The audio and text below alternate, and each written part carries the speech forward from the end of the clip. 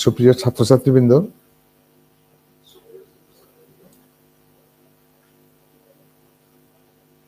সিলেট ল কলেজের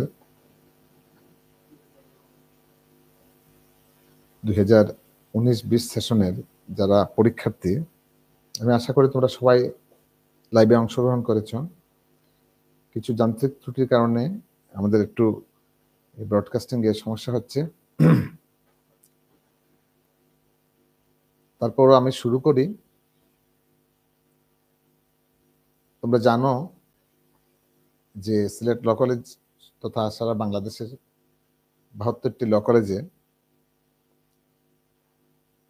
ফাইনাল পরীক্ষার পরবর্তীতে ভাইবা পরীক্ষার প্রস্তুতি চলতেছে।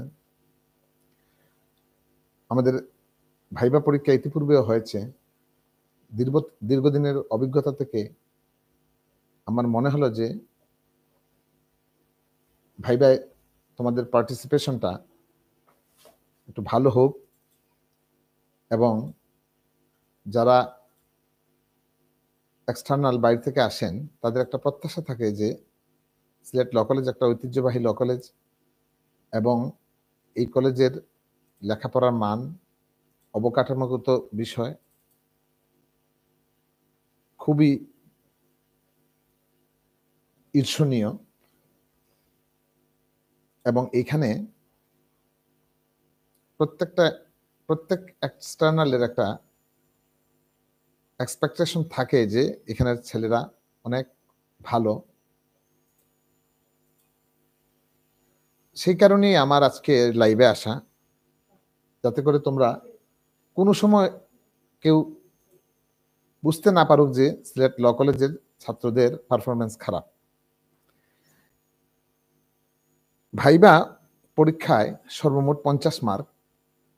এই 50 মার্কের মধ্যে তোমাদেরকে সর্বনিম্ন 20 মার্ক, 5 মার্ক যেটাকে বলে 5 মার্ক 20 এটা তোমাদেরকে পেতে হবে। আমরা আশা করি প্রতি বছরের ন্যায় এবারও তোমরা ভাইবাতে ভালো করবে। সত্যিকার অর্থে কি ভাইবার জন্য কোনো সিলেবাস নেই। ভাইবা যে তোমাকে এক্সামিনাররা কোথা থেকে ধরবেন এটা বলা বড় মুশকিল। তথাপিও দীর্ঘদিনের ভাইবা পরীক্ষা নেওয়ার অভিজ্ঞতা থেকে কিছু অভিজ্ঞতা তোমাদের সাথে আজকে শেয়ার করব। আমি সর্বপ্রথমেই একটা অভিজ্ঞতা তোমাদের সাথে শেয়ার করি। সেটি হচ্ছে যে আমি দেখেছি বিগত দিনে যারা এক্সটার্নাল আসেন, সম্মানিত এক্সটার্নালরা, ওনারা বিভিন্ন কলেজে বিভিন্ন সাবজেক্ট নিয়ে পড়ান। প্রশ্নের ধারাবাহিকতায় অনেক সময় আমি নিজেও জিজ্ঞাসাবাদ করি যে স্যার, আপনি আপনার কলেজে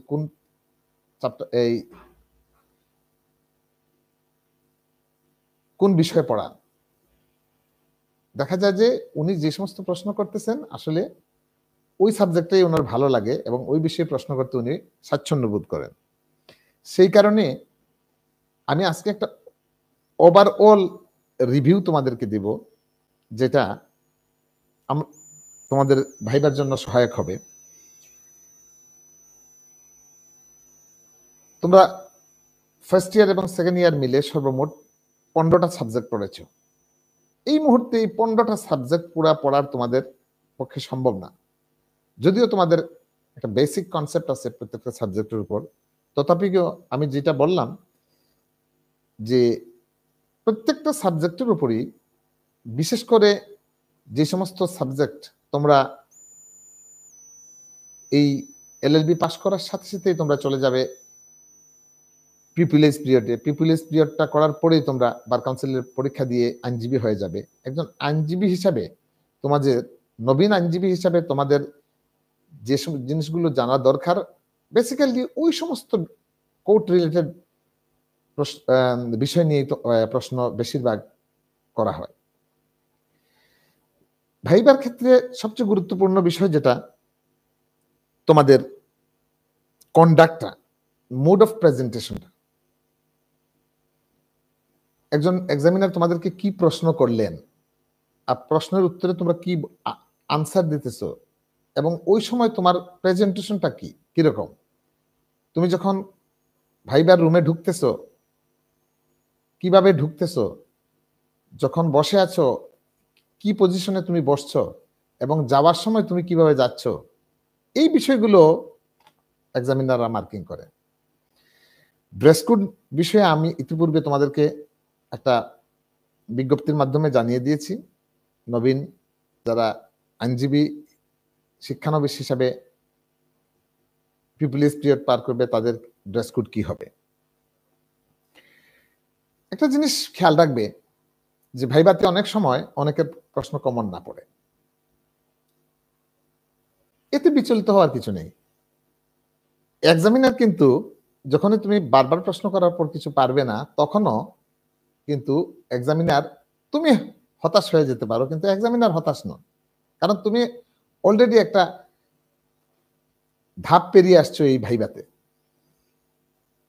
ওই সময় কিন্তু পর্যবেক্ষণ করা হয় যে তোমার স্টেট অফ মাইন্ড এবং তোমার সাইকোলজি টেস্ট করা হয়, যে একটা ছেলে একজন স্টুডেন্ট কোয়েশ্চেনারিজ পারতেছে না, কিন্তু তার মনের অবস্থাটা কি, সে কি নার্ভাস ফিল করতেছে? না, একজন আইনজীবী হিসেবে তোমাকে নার্ভাস ফিল করলে হবে না। এই বিষয়গুলা তোমাদের মাথায় রাখবে। প্রফেশনাল ইথিক্স তোমাদেরকে মেনটেন করতে হবে, এবং এই প্রফেশনাল ইথিক্সের উপর তোমাদের ইতিপূর্বে আমি কিছু ক্লাস নিয়েছি, এবং প্রফেশনাল ইথিক্স সম্পর্কেও অনেক সময় এক্সামিনাররা জিজ্ঞাসাবাদ করেন, এবং তোমার একজন আইনজীবীর কন্ডাক্ট, প্রফেশনাল মিসকন্ডাক্ট এবং ইথিক্স গুলো কিভাবে মেনটেন করবে এই বিষয়ে তোমাদের ওনারা প্রশ্ন করতে পারেন। একটা বেসিক প্রশ্ন সবসময় করেন ওনারা, যে একটা কলেজের ছাত্র সে এই কলেজ সম্পর্কে কতটুকু জানে আগে দেখি। তোমাদেরকে জিজ্ঞাসাবাদ করা হতে পারে, প্রশ্ন করা হতে পারে এই ল কলেজটা কবে প্রতিষ্ঠিত হয়েছিল, এই ল কলেজের গভর্নিং বডি সম্পর্কে, টিচার সম্পর্কে, অধ্যক্ষ সম্পর্কে। তোমাদের অনেকের হয়তো জানা নাই সিলেট ল কলেজ 1968 ইংরেজিতে প্রতিষ্ঠিত হয়েছিল, এবং এই কলেজের আমি পঞ্চম অধ্যক্ষ। এই কলেজের ফাউন্ডার প্রিন্সিপাল ছিলেন এ এ আব্দুল হাফিজ। তার পরবর্তীতে আব্দুস সুবহান সাহেব অধ্যাপক হিসাবে, অধ্যক্ষ হিসাবে এই কলেজে ছিলেন। তারপরে আমাদের প্রয়াত মনিরউদ্দিন স্যার এই কলেজের অধ্যক্ষ হিসাবে ছিলেন। পরবর্তীতে আমার পূর্বে প্রসূনকান্তি দে, উনি এই কলেজে অধ্যক্ষ হিসাবে দায়িত্ব পালন করেছেন। বর্তমান গভর্নিং বডির, ইতিপূর্বে গভর্নিং বডিতে অ্যাডভোকেট মিসবাউদ্দিন সাহেব সভাপতি ছিলেন, বর্তমানে অ্যাডভোকেট রাজউদ্দিন সাহেব এই কলেজের গভর্নিং বডিতে আছেন। এলএলবি ফাইনাল ইয়ারের ছাত্ররা আইনজীবী হবে। এক্সামিনারদের মনের মধ্যে এরকম একটা ধারণা থাকে যে যখন সে কোর্টে যাবে, কোর্টে যাওয়ার পর সাধারণত কেউ ক্রিমিনাল সাইটে প্র্যাকটিস করার আগ্রহ প্রকাশ করে, কেউ সিভিল সাইটে প্র্যাকটিস করার আগ্রহ প্রকাশ করে। যারা ক্রিমিনাল সাইটে প্র্যাকটিস করবে বিশেষ করে তাদের ব্যাপারে, বা ক্রিমিনাল সাইট থেকে এক্সামিনাররা যে সমস্ত বিষয় নিয়ে প্রশ্ন করেন, আমার দীর্ঘদিনের অভিজ্ঞতা থেকে বলছি যে বেসিক কোয়েশ্চেনারিজ, একদম ফাউন্ডেশন যে জিনিসগুলো একান্তই জানা দরকার আইনের ছাত্র হিসাবে। বিশেষ করে একটা এক্সাম্পল দিই, যে এফআইআর, একটা মামলা কোথায় করবে তুমি? তোমার কাছে একটা ক্লায়েন্ট আসছে মামলা করার জন্য, তুমি সে মামলাটা কোথায় করবে? যদি থানায় মামলা করো, সে এফআইআর, এফআইআর এর একটা ডেফিনেশন চাইতে পারেন যে এফআইআর এর সংজ্ঞাটা কি। সব মামলা থানায় নিয়ে গেলে কি সেটা এফআইআর হবে, নাকি আমলযোগ্য শুধু অপরাধের মামলাটাই এফআইআর হবে? আমলযোগ্য অপরাধের মামলা যদি এফআইআর হয়, তাহলে আমল অযোগ্য মামলাগুলো কিভাবে রেকর্ড করবেন, বা তার সেগুলোর অবস্থা কি হবে? এখন অথবা থানায় আপনি মামলা নিয়ে গেলেন, আপনার মামলা থানা গ্রহণ করলো না, আপনি তখন কি করবেন? আদালতে আসবেন। নালিশি মামলা, নালিশি মামলা সম্পর্কে আপনাকে জিজ্ঞাসাবাদ করা হতে পারে যে নালিশি মামলাটা দায়েরের সময় একজন ম্যাজিস্ট্রেট কত ধারায় তাকে পরীক্ষা করেন, তার একটা হলফি জবানবন্দি নেন, ওই হলফি জবানবন্দিটা কত ধারায় নেন। মামলার ফৌজদারি মামলার এই যে আদালতের গঠন, ম্যাজিস্ট্রেটদের এখতিয়ার, আদালতের গঠন, এগুলো নিয়ে, ক্ষমতা নিয়ে, ফৌজদারি আদালতের গঠন, ক্ষমতা এবং এখতিয়ার, এই বিষয়ে প্রশ্ন করতে পারেন এবং তোমরা এই বিষয়গুলো একটু দেখে আসবে এবং পড়ে আসবে। তাছাড়াও তদন্ত সম্পর্কে, একজন পুলিশ কিভাবে তদন্ত করে, কত ধারায় তদন্ত করে, একজন পুলিশ তদন্ত করে ঘটনার সত্যতা পেল না, তখন কিভাবে সেই সত্যটা, তখন সে কি দাখিল করবে, যদি সত্যতা পায় তখন কি দাখিল করবে, সেটাকে কি বলে, এই বিষয়গুলো নিয়ে জিজ্ঞাসাবাদ তোমাদেরকে করতে পারে। মামলা কিভাবে বিচার হয়, একটা বিচারের পর্যায়ে কিভাবে আদালত আসামিকে ডিসচার্জ করেন, চার্জটাকে ফ্রেম করেন, চার্জ কি, কত ধারায় চার্জ ফ্রেম করা হয় এবং কখন ডিসচার্জ করা হয়, এই বিষয় নিয়ে অনেকে প্রশ্ন করতে পারেন। তাছাড়া বিচারান্তে আপিল হয়, আপিলগুলা কত ধারায়, কোন আদালতের বিরুদ্ধে কোথায় আপিল দায়ের করতে হয়, কতদিনের ভিতর আপিল দায়ের করতে হয়, রিভিশন গুলো কি। আমরা জানি ওই আদেশের বিরুদ্ধে রিভিশন হয়, আদেশের বৈধতা চ্যালেঞ্জ করে রিভিশন হয়, এই রিভিশনটা কোথায় করতে হয় এবং কত ধারায় করতে হয়। একটা আসামি খালাস পেয়ে গেল, ওই খালাসের বিরুদ্ধে আপিল কোথায় করতে হবে। একটা বিষয়ে একটা আসামির শাস্তি হয়ে গেল, সেই শাস্তির বিরুদ্ধে আপিল কোথায় করতে হবে। অথবা অপর্যাপ্ত দণ্ড দেওয়া হয়েছে, সেখানে তুমি স্যাটিসফাইড না, বাদী হয়ে, অভিযোগকারী হয়ে, অপর্যাপ্ত দণ্ডের বিরুদ্ধে কোথায় আপিল করবে, কত ধারায় করবে, এই বিষয়গুলো তোমাদের জানা দরকার। অনেক সময় দেখা যায় যে মামলা আইনত চলে না, বা কোনো মামলা চললে গুরুত্বপূর্ণ সময় নষ্ট হবে, তখন কোয়াশমেন্টের প্রশ্ন আসে। এই 561 এতে কোয়াশমেন্টটা কোথায় করতে হয়। তাছাড়া একটা আসামি দুঃস্বীকারোক্তি কে রেকর্ড করেন, কত ধারায় দুঃস্বীকারোক্তি রেকর্ড করা হয়, পুলিশ রিমান্ড কত ধারায় চায়, যখন ম্যাজিস্ট্রেট রিমান্ড মঞ্জুর করেন তখন উনি কি কি বিষয় উচ্চ আদালতের নির্দেশনা, দু একটা নির্দেশনা উচ্চ আদালতের তোমার কাছে জানতে চাওয়া হতে পারে যে একজন ম্যাজিস্ট্রেট রিমান্ড শুনানির সময় যে বিধি নিষেধগুলো লক্ষ্য করেন, উচ্চ আদালতের কিছু ডিরেকশন আছে, তার মধ্যে একটা ডিরেকশন বলতো যে কি কি ডিরেকশন ফলো করেন, কখন রিমান্ডে আদালত দিতে পারেন, কখন দিতে দেন, কখন দেন না, এই সমস্ত বিষয় তোমাদেরকে জিজ্ঞাসাবাদ করা হতে পারে। প্যানাল কোড থেকে বিশেষ করে চুরি ডাকাতি, অপহরণ, ধর্ষণ, দস্যুতা, এই 4-5টা বিষয়ের কোন ধারায় আছে এবং এগুলার ডেফিনেশন, এগুলা 379 চুরি, 380 ও চুরি, 382 ও চুরি, এই তিনটার মধ্যে পার্থক্যটা কি, ডাকাতি দস্যুতার মধ্যে পার্থক্যটা কি, আনলফুল অ্যাসেম্বলির মেম্বার কতজন হতে হয়, আনলফুল অ্যাসেম্বলি কত ধারায়, এই সমস্ত বিষয় তোমরা একটু দেখে আসবে। তাছাড়াও বিশেষ করে ওই প্যানাল কোডে culpable homicide amounting to murder, culpable homicide not amounting to murder, খুন এবং নরহত্যার মধ্যে পার্থক্য, এই বিষয়গুলা অত্যন্ত জরুরি। ফৌজদারি আদালতে যারা প্র্যাকটিস করবে তাদের কাছে জামিন একটা গুরুত্বপূর্ণ বিষয় হয়ে দাঁড়ায়। যে জামিন, এই জামিনটা কি, জামিন কত ধারায় বিজ্ঞ আদালত বেইলেবল সেকশনে জামিন দিতে পারেন কিনা, বেইলেবল সেকশনে, নন বেইলেবল সেকশনে জামিন দিতে পারেন কিনা, বেইলেবল সেকশনে একজন আসামির জামিন পাওয়ার অধিকার কতটুকু, এবং বেইল পাওয়ার পর আদালত সেই বেইলটা ক্যান্সেল করতে পারেন কিনা, এবং যদি আদালত একটা জামিন বাতিল করেন তখন কি পদ্ধতি গ্রহণ করেন, এই সমস্ত বিষয়ে তোমাদেরকে জিজ্ঞাসাবাদ করা হতে পারে। এই গেল ক্রিমিনাল সাইড। আমি এই যে জিনিসগুলো বললাম, এই জিনিসগুলোই বেসিক জিনিস যেগুলো ফৌজদারি আদালতে যারা মামলা করবে তাদেরকে জিজ্ঞাসাবাদ করা হয়। এর বাইরেও অনেক প্রশ্ন করতে পারেন, তবে আশা করি যে তোমরা এর ভিতরেই যদি তোমাদের একটু প্রিপারেশন থাকে তোমরা ভালো করতে পারবে। অনেকে আবার ইচ্ছা প্রকাশ করে যে আমরা স্যার সিভিল সাইটে প্র্যাকটিস করব।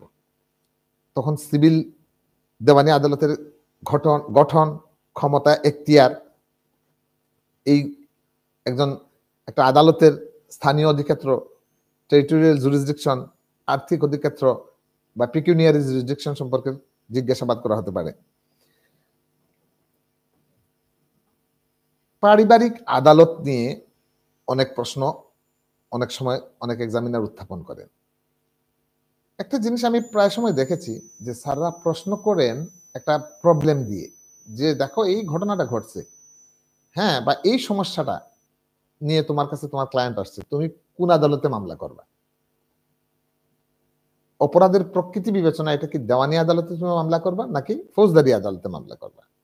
যে তোমার দেওয়ানি এবং ফৌজদারি দুটি আদালতের মামলা কোন আদালতে কোনটি করতে হয় এই বিষয়ে তোমাদের বেসিক একটা ধারণা আছে কিনা। অনেক সময় জিজ্ঞাসা করা হয় যে এই পারিবারিক আদালতের মামলাটা এটা কি দেওয়ানি আদালতে করতে হয় নাকি ফৌজদারি আদালতে করতে হয়। ফৌজদারি দেওয়ানি আদালতের সর্বনিম্ন আদালতটা, দেওয়ানি আদালতের যে মামলা দায়ের করা হয় সর্বনিম্ন আদালতের নামটা জিজ্ঞাসাবাদ করা হতে পারে, এবং দেওয়ানি আদালতে মামলার দায়েরের ক্ষেত্রে আরজি, প্লেইন্ট, রিটার্ন স্টেটমেন্ট,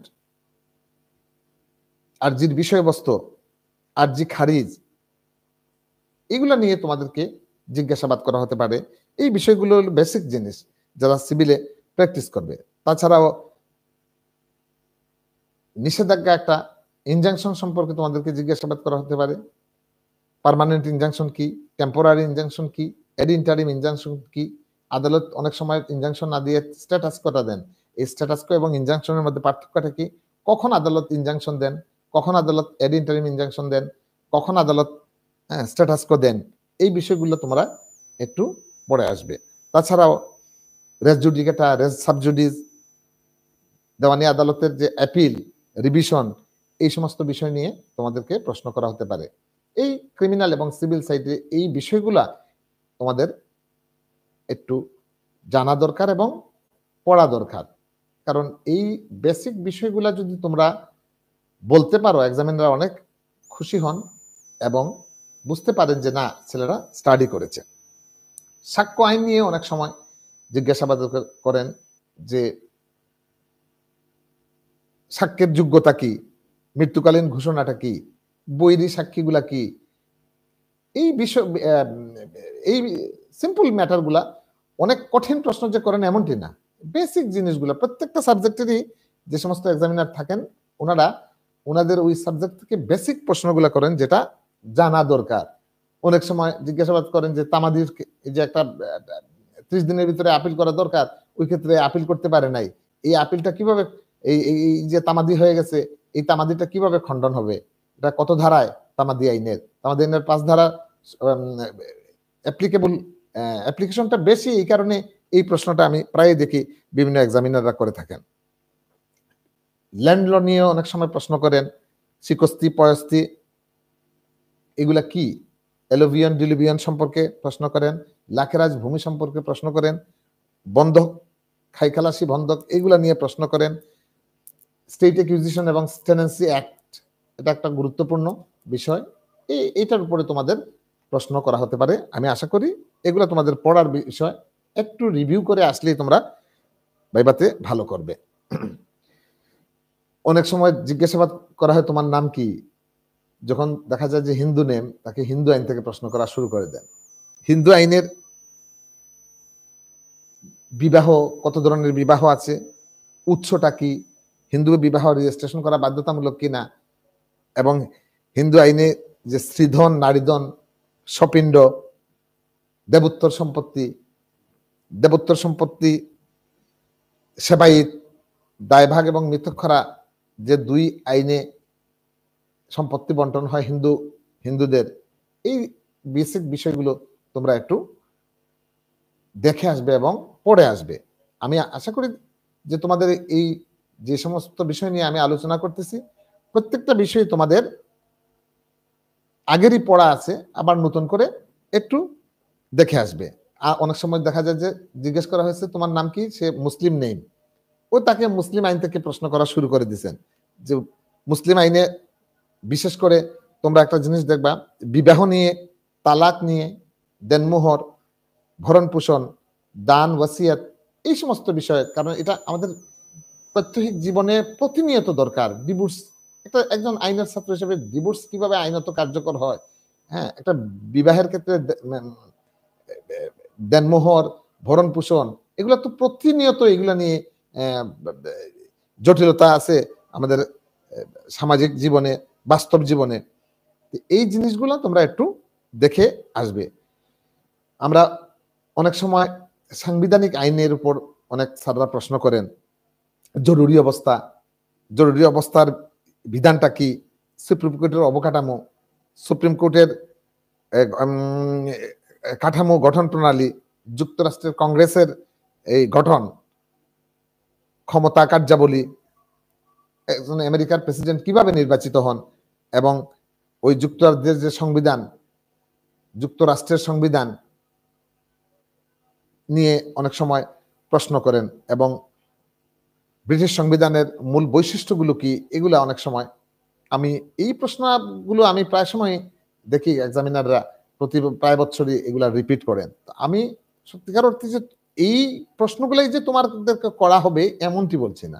আমি এইটুকু বলতেছি যে আমার দীর্ঘ 15 বছরের অভিজ্ঞতা থেকে আমি মনে মনে একটা চিন্তা করলাম যে ইতিপূর্বে বলেছি যে যে কলেজের যে এক্সামিনার আসেন উনি যেই সাবজেক্ট ওইখানে পড়ান ওইটা থেকেই দেখি ঘুরে ফিরে প্রশ্ন করেন। তো আমাদের 15টা সাবজেক্টের মধ্যে থেকে আমি দেখলাম যে প্রতি বছর ওনারা যে সমস্ত প্রশ্নগুলো করেন বিভিন্ন সাবজেক্ট থেকে, একটা ওভারঅল রিভিউ যদি তোমাদেরকে দেই, এটা তোমরা যদি একটু দেখে আসো, এর বাইরে থেকে আমি আশা করি ওনারা প্রশ্ন করতেও পারেন, বাট করলেও ম্যাক্সিমাম কোয়েশ্চেনারিজ তোমরা এখান থেকেই পাবে বলে আমার একটা বিশ্বাস। শ্রম আইন নিয়ে অনেক সময় অনেক স্যাররা প্রশ্ন করেন যে লে অফ কি, লে অফটা কি, শ্রমিক ছাঁটাইটা কখন করতে হয়, কখন করেন, মালিক পক্ষ লে অফ কখন ঘোষণা করেন, কখন ঘোষণা করতে পারেন, সিবিএটা কি, কালেকটিভ বার্গেনিং এজেন্টটা কি, শিল্প বিরোধটা কি, মজুরির ডেফিনেশন চাওয়া হতে পারে যে মজুরিটা কি, সর্বনিম্ন মজুরি কত, শ্রমিকের সংজ্ঞা চাওয়া হতে পারে, শ্রম আদালতের গঠন, এই শ্রম আদালতটা দেওয়ানি না ফৌজদারি, একজন শ্রমিকের বিরুদ্ধে, হ্যাঁ, শ্রম আদালতে কি দেওয়ানি এবং ফৌজদারি মামলা করা যায়, শ্রম আদালতের বিচারকের পদমর্যাদা কি, শ্রম আদালতের শাস্তির বিধান কি, এই সমস্ত বিষয় নিয়ে তোমাদেরকে জিজ্ঞাসাবাদ করা হতে পারে, এবং কর আইন থেকেও জিজ্ঞাসাবাদ করা হতে পারে। হ্যাঁ, আইনের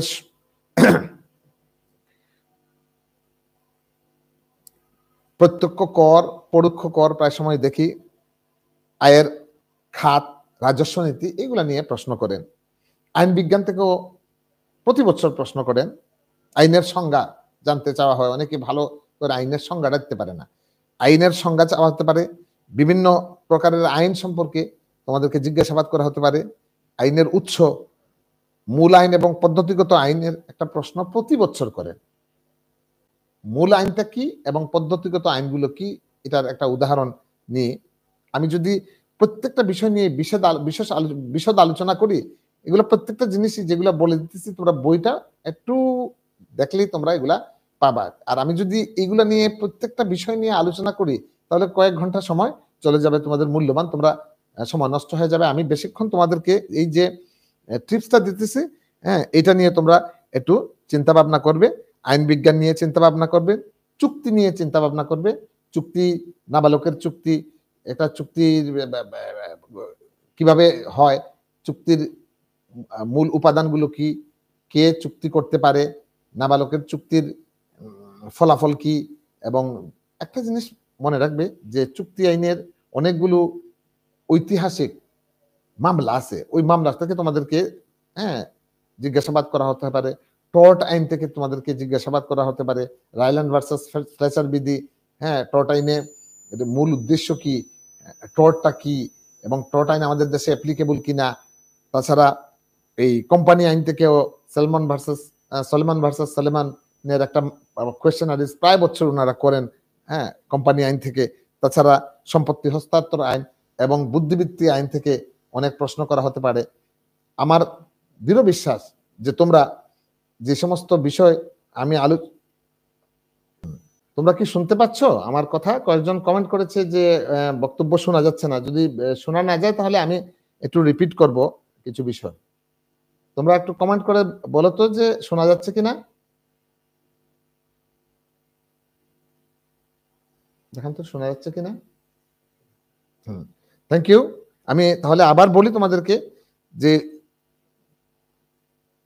এগেইন এন্ড এগেইন যে জিনিসটা আমার মাথায় আসে সেটা হচ্ছে যে এক্সামিনাররা যে সাবজেক্ট পড়ান ওইটা থেকেই প্রশ্ন করতে স্বাচ্ছন্দ্য বোধ করেন এবং একটু আগ্রহ থাকে, কারণ ওনার তো দীর্ঘদিনের অভিজ্ঞতা ওই সাবজেক্টটা পড়াইছেন। কোন জিনিসগুলো খুবই ইম্পর্টেন্ট জানা দরকার। যে ওই শ্রম আইন থেকে অনেক সময় প্রশ্ন করেন। আমি ইতিপূর্বে বলেছি যে শ্রম আইনের কি কি বিষয়গুলো, লে অফ কি, শ্রমিক ছাঁটাইটা কিভাবে করা হয়, কখন মালিক পক্ষ লে অফ ঘোষণা করেন, সিবিএটা কি, শিল্প বিরোধ কি, মজুরি কি, শ্রমিকের সংজ্ঞা, শ্রম আদালতের গঠন, এই শ্রম আদালতটা দেওয়ানি কি ফৌজদারি, এবং দেওয়ানি এবং ফৌজদারি দুটো বিষয় নিয়ে কি শ্রম আদালতে মামলা করা যায়, শ্রম আদালতের যিনি বিচারক ওনার পদমর্যাদা কি, রাজস্ব আইন থেকে প্রশ্ন করেন অনেক সময়। কমন প্রশ্ন, কর কাকে বলে, এই করের উদ্দেশ্যটা কি এবং এর নীতিমালাগুলো কি, প্রত্যক্ষ কর, পরোক্ষ কর, আয়ের খাত বা উৎস, রাজস্ব নীতি সম্পর্কে তোমাদেরকে প্রশ্ন করা হতে পারে।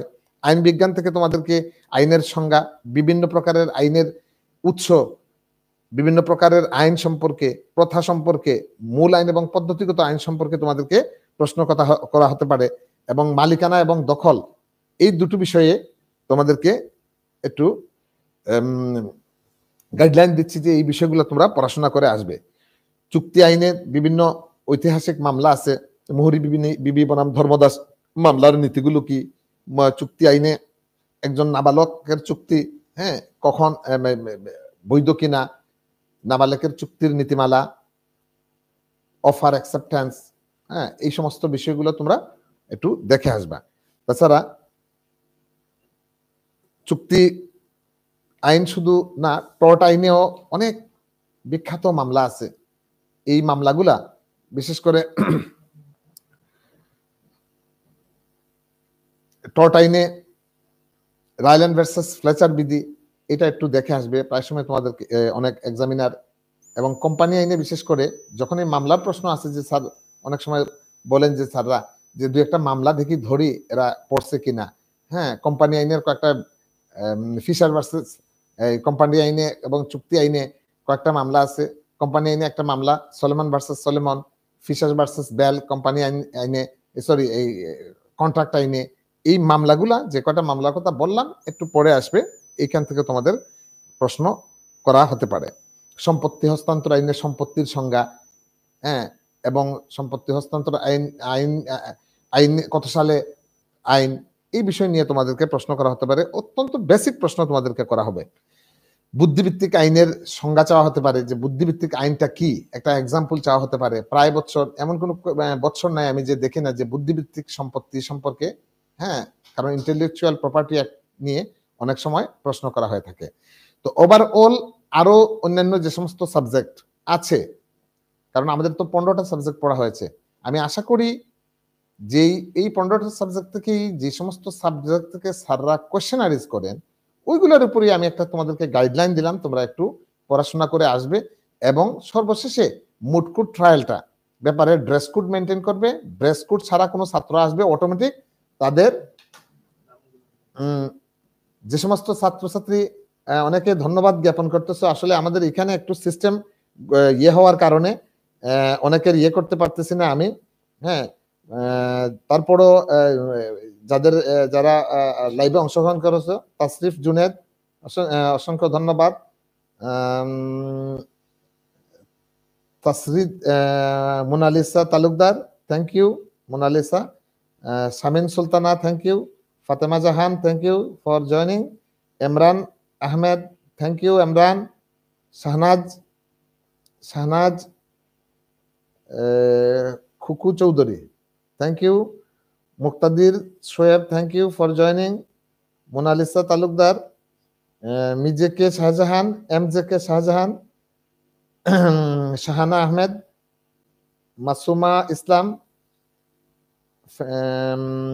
শামিমা সুমা, মঈনুদ্দিন, সুহেল রানা, মাহি উদ্দিন, মঈনুদ্দিন, সবাইকে ধন্যবাদ। সুমনা খানমকে ধন্যবাদ। রিন্টু মালাকার, আদাব স্যার, আদাব এবং সালামের জবাব একসাথে দিয়ে দিব, সময় নাই।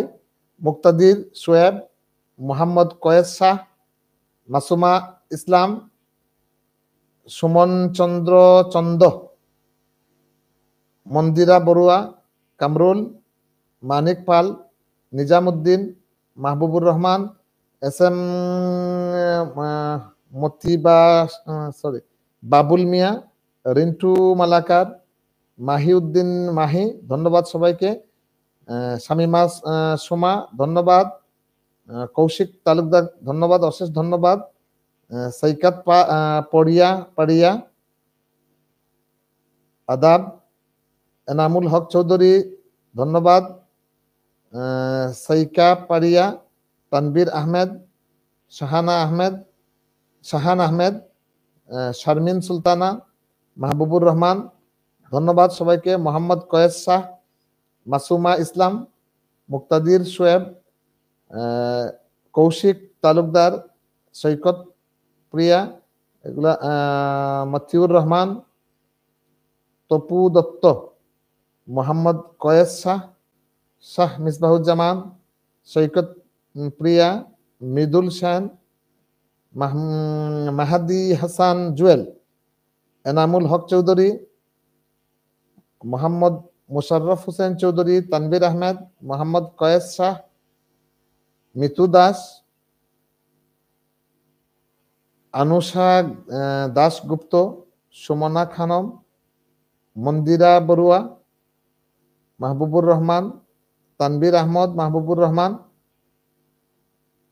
মুক্তাদির শোয়েব, শারমিন সুলতানা। যদি সময়ে কাবার না হয়, অনেকের নাম পড়তে পারতেছি না। মুফাসসিরা বেগম, মৃদুল সেন, সবাইকে অশেষ ধন্যবাদ। কিবরিয়া, অশেষ ধন্যবাদ। মাহাদি হাসান জুয়েল, অশেষ ধন্যবাদ। সুহেল রানা, ধন্যবাদ। তানবীর আহমেদ, ধন্যবাদ। জাওয়াদ চৌধুরী, ধন্যবাদ। তানজিনা চৌধুরী, ফাতেমা জাহান, অমিত কুমার, ধন্যবাদ সবাইকে। এনামুল হক চৌধুরী, ধন্যবাদ এনামুল। সবাইকে অশেষ অশেষ ধন্যবাদ আজকের এই লাইভ অনুষ্ঠানে।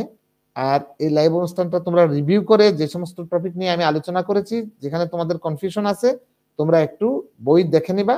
এবং আশা করি, আমি চাই আমার ছাত্রদের একটা ভালো পারফরমেন্স হোক।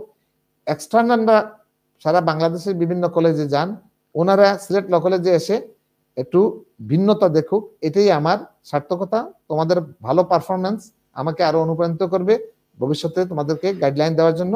সবাইকে লাইভে অংশগ্রহণ করার জন্য অশেষ অশেষ ধন্যবাদ। Thank you.